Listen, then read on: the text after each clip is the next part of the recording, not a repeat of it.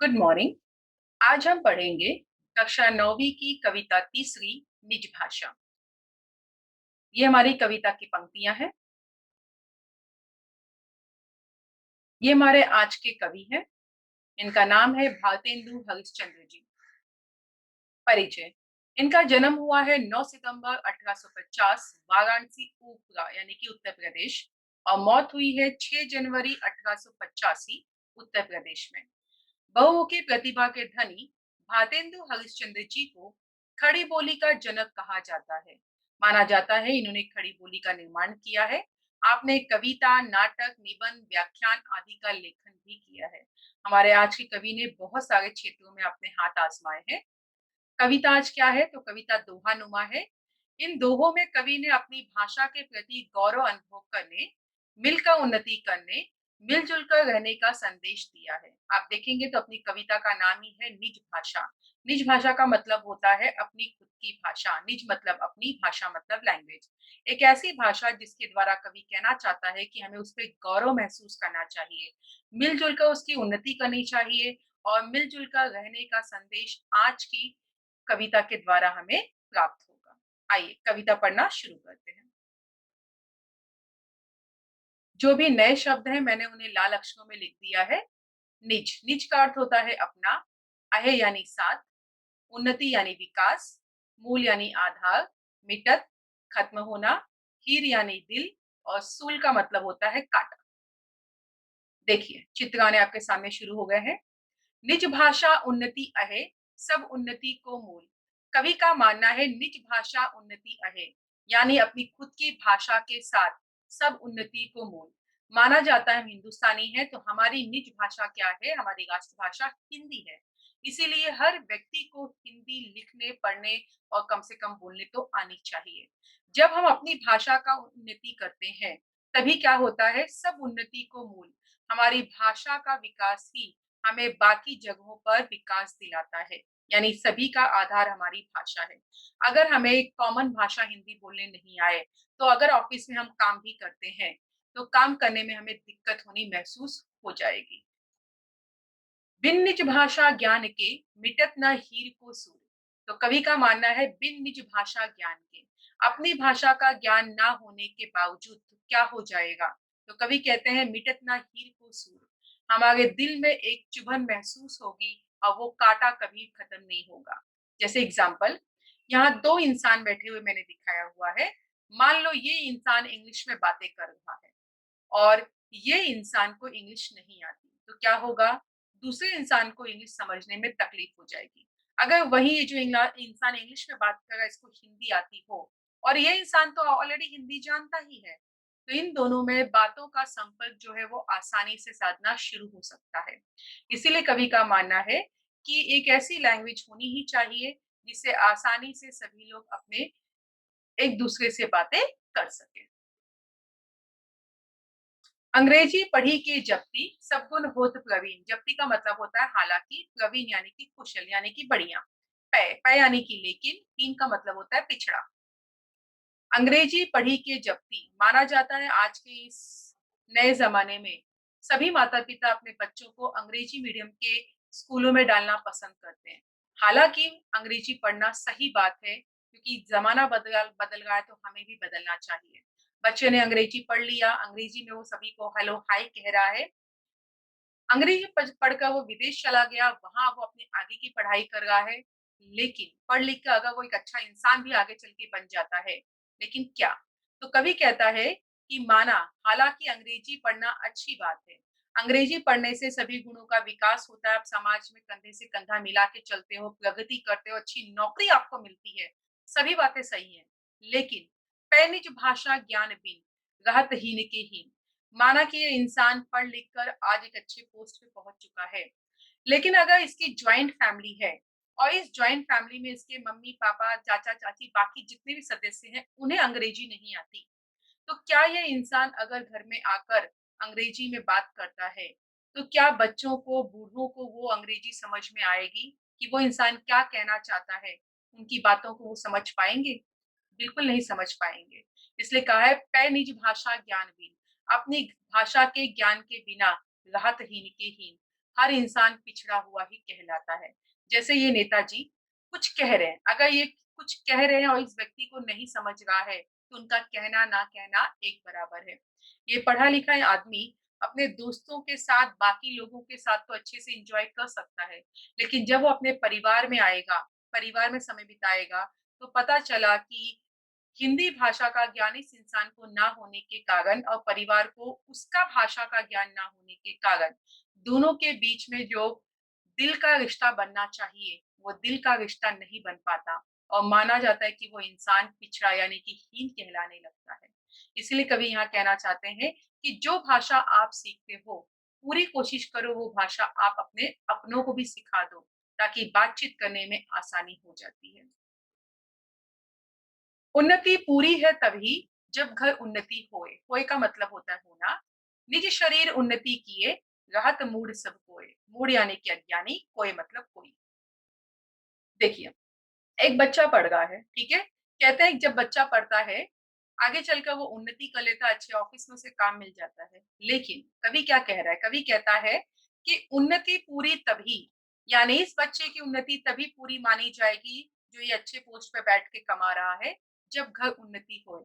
जब वो अपने घरवालों को भी जो लैंग्वेज उसे आता है, वो घरवालों को भी सिखा दे, या जो घरवाले जिस कॉमन लैंग्वेज में बातें करते हैं, जिस हिंदी लैंग्वेज में बातें करते हैं, वो भाषा ये व्यक्ति भी खुद को सिखाना चाहिए। अगर ये व्यक्ति ने खुद को हिंदी नहीं सिखाई और संपूर्ण परिवार हिंदी में बात करता है, तो दोनों के बीच का जो संपर्क है, वो टूटना शुरू हो जाएगा और घर की उन्नति नहीं हो पाएगी। निज शरीर उन्नति किए, अब माना जाता है निज शरीर उन्नति किए, यानी इंसान ने जब अपने शरीर का उन्नति किया, अपने खुद का उन्नति या विकास किया, रहत मूढ़ सब कोई, तो क्या हो गया?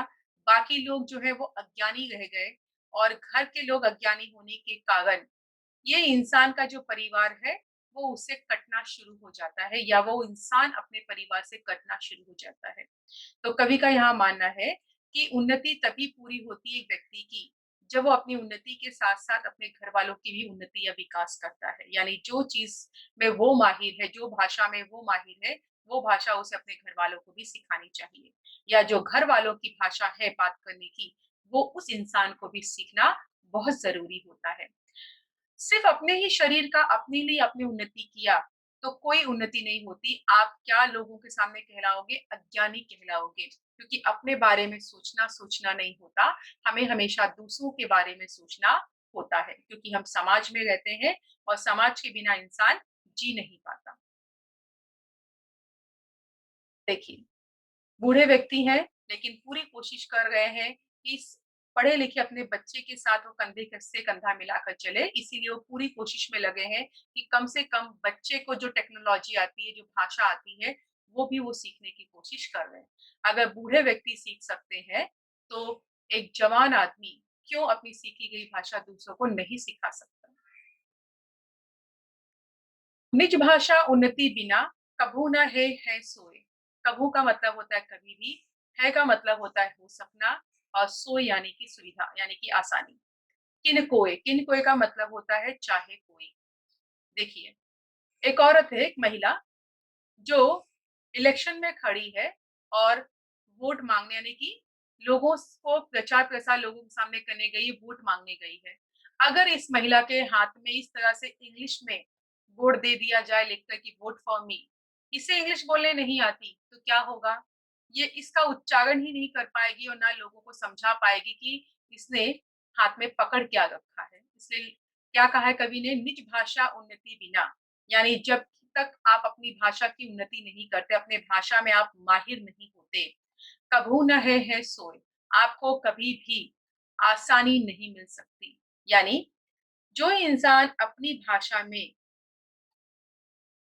अपने ज्ञान का प्रचार-प्रसार करता है, लोगों को समझाता है, वही उन्नति कर सकता है। जैसे यहाँ देखिए एक नेताजी हैं, ठीक है? हो सकता है नेताजी यहाँ आकर इंग्लिश झाड़ना शुरू करें। तो ये झाड़ू लगाने वाले बच्चे को क्या पता अंग्रेजी में नेताजी क्या बोल रहे हैं, क्योंकि उस झाड़ू लगाने वाले बच्चे को अंग्रेजी का एक शब्द नहीं आता। यानी हमें माहौल देखकर वैसे ही भाषा में बात करनी चाहिए, जो लोगों को भाषा समझ में आती है। आज माना जाता है टेक्नोलॉजी बहुत दूर तक चली गई है। आज हम ज़ूम क्लास ले रहे हैं, आज हम गूगल मीट का उपयोग करते हैं, बहुत सारे इलेक्ट्रॉनिक मोड्स हैं जिनका हम उपयोग कर रहे हैं। लेकिन कवि क्या कहता है यहाँ पर, लाख उपाय अनेक यूं। मान लो आपने लाख उपाय लेकर आ गए हो, ठीक है, पढ़ने के। लेकिन अगर मान लो ये 3 बच्चे ज़ूम क्लास में बैठे हुए हैं और इन तीनों बच्चों को अगर ज़ूम में पढ़ाया जाने वाला मराठी सब्जेक्ट नहीं आता या मराठी उन्हें समझ में ही नहीं आता, तो ये तीनों बच्चे बैठे ही रह जाएँगे, लेकिन उनको टीचर क्या मराठी में पढ़ा रही है वो समझ में आएगा ही नहीं। आप देख सकते हो जो कम्युनिकेशन होता है उसमें गैप हो जाता है, यानी कि जो बातचीत का जो माध्यम है, उसमें एक दरार आ जाती है। तो कहने का मतलब यहाँ पे ये बताया गया है कि कवि कहता है कि हमें हमेशा उन्हीं भाषा का उपयोग करना चाहिए जो सभी को आए। इसलिए कहता है लाख उपाय अनेक यूं, भले करे किन कोई। यानी अगर आप अपनी भाषा में नहीं बोलते हो या वो भाषा जिसे सभी आसानी से समझ सकते हैं, आप लाख उपाय कर लो, लेकिन फिर भी आप चाहकर भी कुछ नहीं कर सकते। जैसे ये लास्ट वाले चित्र में मैंने दिखाया है, ये इंसान बहुत समझाने की कोशिश कर रहा है इस व्यक्ति को, लेकिन हो सकता है दोनों एक दूसरे की भाषा नहीं समझते, इसीलिए लाख समझाने के बावजूद वो क्या कह रहा है, उस इंसान को समझ में नहीं आ रहा है। एक भाषा एक जीव, एक मति सब घर के लोग। एक का मतलब होता है एक, जीव यानी प्राण, मति यानी दिमाग। तबे बनत यानी तभी बनता, सबंसो यानी कि सभी से, मूर्ता मूर्ता यानी अज्ञान, सोग यानी दुख। देखिए, एक भाषा एक जीव, एक मति सबके लियो। तो कहा जाता है कि एक भाषा एक जीव, एक ऐसी भाषा का परिवार में होना बहुत ज़रूरी है। मान लो ये बच्चा कोई और भाषा में बात कर रहा है, पढ़ा-लिखा है, थोड़ा स्कूल जाने लगा, अंग्रेजी आने लगा, अंग्रेजी में बात कर रहा है। लेकिन माता-पिता इतने पढ़े-लिखे नहीं हैं, तो बच्चा क्या कह रहा है, अपना कौन-सा सुख-दुःख माता-पिता से वो अंग्रेजी में बाँट रहा है, ये माता-पिता नहीं समझ पाएँगे। इसलिए कहा गया है कि परिवार में एक ऐसी भाषा का होना बहुत ज़रूरी है, जिससे सभी लोग आपस में बूढ़े, जवान, बुजुर्ग जो भी हैं, सभी लोग, बच्चे लोग आपस में एक-दूसरे से संपर्क साध सकें। देखिए, बच्चा बहुत समझाने की अपनी दादी को कोशिश कर रहा है, लेकिन दादी को उसकी भाषा नहीं समझ में आ रही है। इसलिए कवि कहता है, "एक भाषा, एक जीव।" एक भाषा का होना ज़रूरी है, तभी हम एक प्राण हो सकेंगे। एक मति घर के सब लोग। सभी घर के लोगों का दिमाग एक तभी होगा जब सभी को एक भाषा में बातचीत करना आता हो। तबे बनत है सबन सो, तभी हमारा सभी से बनेगा मिरत मूढ़ता सो, और जो अज्ञानपना है वो हमारा दूर हो जाएगा। देखिए, यहाँ पे मैंने दोस्तों के बारे में बताया है। मान लो इसे अंग्रेजी नहीं आती और ये सभी लोग अंग्रेजी में बात करते हैं, तो क्या होगा? आप ही के दोस्त आप पे हँसना शुरू हो जाएँगे। मान लो ये सभी को हिंदी आता है और ये बच्चे को हिंदी नहीं आता, तब भी आपके दोस्त आप पे हँसना शुरू करेंगे, क्योंकि जो वो भाषा में बात कर रहे हैं, उसमें आप उन्हें उत्तर नहीं दे पा रहे हैं। इसलिए माना जाता है तभी बनत है, यानी तभी बनत है सबन सो। हमारा तभी सभी से बनेगा जब क्या? मिटत मूढ़ता सो, जब हम अज्ञान का जो दुःख है मिटा देंगे लोगों के दिल से। यानी जिस भाषा में आपके बूढ़े-बुजुर्ग बात करते हैं, वही भाषा जब आप सीख लोगे और उसी भाषा में जब आप अपने बुजुर्गों से, अपने बड़ों से बात करोगे, तभी जो अज्ञानपना है, जो दुःख है बूढ़ों के मन में, बड़ों के मन में, ये दुःख तभी खत्म होगा। क्योंकि कई माँ-बाप को ऐसा लगता है कि बच्चों को पढ़ा-लिखा कर बड़ा करना चाहिए। हालाँकि माँ-बाप खुद पढ़े-लिखे नहीं होते, फिर भी वो आप लोग को अंग्रेजी मीडियम में पढ़ाते हैं और पढ़ा-लिखा कर बड़ा करते हैं। लेकिन वही बच्चा जब पढ़ लिख के बड़ा हो जाता है, तो उसे अपने माता-पिता से हिंदी में बात करने में शर्म महसूस होती है। वो उसी अनपढ़ माता-पिता के सामने अंग्रेजी में बातचीत करता है और ये नहीं सोचता कि उसके अंग्रेजी में बात करने से माता-पिता में कितनी कमी महसूस होगी खुद के अंदर, वो कितना दुःख महसूस करते होंगे। इसीलिए हमें यहाँ ये सीख मिलती है कि हमें कभी भी अपनी मातृभाषा को भूलना नहीं चाहिए, भले हम कितने भी पढ़े-लिखे क्यों ना हो जाएँ। अति, अति यानी ज़्यादा, प्रगट लखात यानी कि दिखाई पड़ना। एक और अति लाभ यह, यो में प्रगट लखात, निज भाषा में कीजिए जो विद्या की बात। कहा जाता है भले हम अंग्रेजी मीडियम में पढ़ते हैं, लेकिन एक अति लाभ यह, यो में प्रगट लखात, यानी और एक लाभ दिखाई दिया है कवि को। क्या दिखाई देगा? निज भाषा में कीजिए जो विद्या की बात। तो कवि का मानना है कि हमें हमारा दिमाग इस्तेमाल करना चाहिए। भले हम अंग्रेजी मीडियम में पढ़ते या पढ़ाते हैं, लेकिन शिक्षक को चाहिए कि ये बात ध्यान में रखे कि जो विद्यार्थी उनके सामने बैठा है, सभी विद्यार्थियों को अंग्रेजी भाषा आए ये ज़रूरी नहीं। इसीलिए शिक्षक को चाहिए कि बीच-बीच में वो हिंदी भाषा का भी इस्तेमाल करे या उन भाषा का जिससे बच्चे आसानी से समझ सकते हो, ताकि बातचीत करने का जो ज़रिया है वो आसान हो जाए और आसानी से हर किसी को एक-दूसरे की भाषा समझ में आ जाए। जैसे ये सीखना चाहते हैं हिंदी, तो बच्चा क्या कर रहा है, उसे हिंदी सिखा रहा है, उसे कंप्यूटर सिखा रहा है, ताकि वो अपनी तरह अपने घरवालों को भी पढ़ा-लिखा बना दे। एक बुजुर्ग हैं, वो भी लैपटॉप सीखना चाहते हैं, अगर उन्हें इंग्लिश नहीं आती, तो ये महिला क्या कर रही, हिंदी में ही सही लेकिन वो सभी चीज़ें लैपटॉप की उन्हें सिखा रही है। और इस तरह से एक बुजुर्ग ने आज के जो मॉडर्न भाषा में हम इंग्लिश में बात करते हैं या टेक्नोलॉजी यूज़ करते हैं, ये बुजुर्ग इंसान भी मेहनत करके सीख सकते हैं। तो यहाँ बोला गया है कि विद्या प्राप्त करने की कोई उम्र नहीं होती है। लेकिन अगर इंसान को अंग्रेजी भाषा नहीं आती, तो ऐसे इंसानों को आपको अपनी निज भाषा यानी कि हिंदी में भी उन्हें सिखाना चाहिए, ताकि वो भी आज के टेक्नोलॉजी से या आज के जो कंप्यूटर है, कंप्यूटर का जिसे युग कहा जाता है, उससे वो परिचित हो सके। "ते ही सुनी पावे सब जल, बात सुनी जो कोई, यह गुण भाषा और माँ कभू नाही होय।" ते ही का मतलब होता है जो कोई, पावे यानी पाना, मह यानी कि में, कभू का मतलब होता है कभी भी। देखिए, कैसे आज के लोग कंधे से कंधा मिलाकर चल रहे हैं। तो "ते ही सुनी पावे लाभ सब, बात सुने जो कोई।" तो कवि का मानना है कि "ते ही सुनी", जब भी कोई बुजुर्ग सुनता है आपकी बातें, उसे वो लाभ ही मिलेगा। अगर ये लड़की अंग्रेजी में कुछ सिखा रही है और उसी का हिंदी में भी उसे बात बता रही है कि मैं अंग्रेजी में ये आपको समझाने की कोशिश कर रही हूँ, तो बुजुर्ग लोग भी ये चीज़ें सीखेंगे। भले वो अनपढ़ हैं, लेकिन वो पूरी कोशिश करते हैं कि आज की जो युवा पीढ़ी है, उनके कंधे से कंधा वो मिलाकर चले, उनकी बातों को समझे, बात सुने जो कोई, लेकिन उसके लिए बातों को सुनना बहुत ज़रूरी होता है। यह गुण भाषा और माँ, कभू नाही कोई। कहा जाता है अपनी भाषा में ही ये गुण है कि वो एक-दूसरे को अपना बना लेता है। देखिए यहाँ पे वो अंग्रेजी में हेलो कह रहा है, लेकिन पढ़ा-लिखा होने के बावजूद वो अपनी भाषा में ही उसे जवाब देकर नमस्ते कह रहा है, ताकि उसकी कही गई भाषा बाकी लोगों को आसानी में समझ में आ जाए। जब भी ऐसे कोई कॉम्पिटिशन यानी कि प्रतियोगिता होती है, दोनों ही पक्षों के बीच में अगर एक कॉमन लैंग्वेज ना हो, तो प्रतियोगिता कभी भी नहीं हो पाएगी। उसी तरह कवि यहाँ ये भी कह रहा है कि हम तभी एक हो सकते हैं जब अमीर और गरीब भी आपस में जो अपनी दूरियां हैं वो मिटा दे, तो दोनों को ही एक-दूसरे का लाभ आसानी से मिल पाएगा।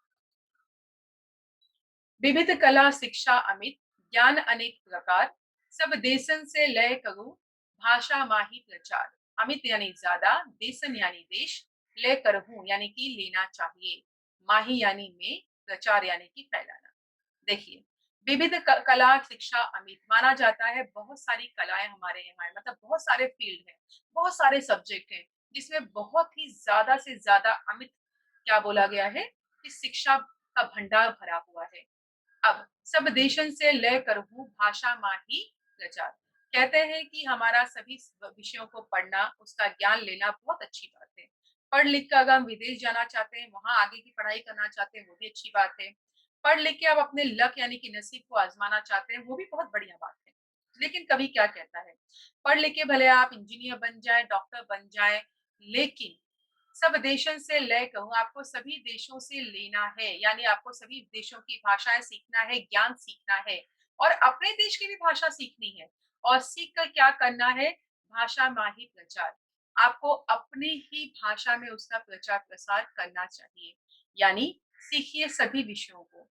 जाना है बाहर तो वहाँ से भी पढ़िए-लिखिए, वहाँ से इंजीनियर, डॉक्टर बन के आइए, लेकिन अपने ही देश में आइए और अपने देश में जो आपने सीखा है ज्ञान, उसका प्रचार-प्रसार कीजिए, अपनी खुद की भाषा में, ताकि आपके साथ-साथ अन्य लोगों का भी भला हो सके।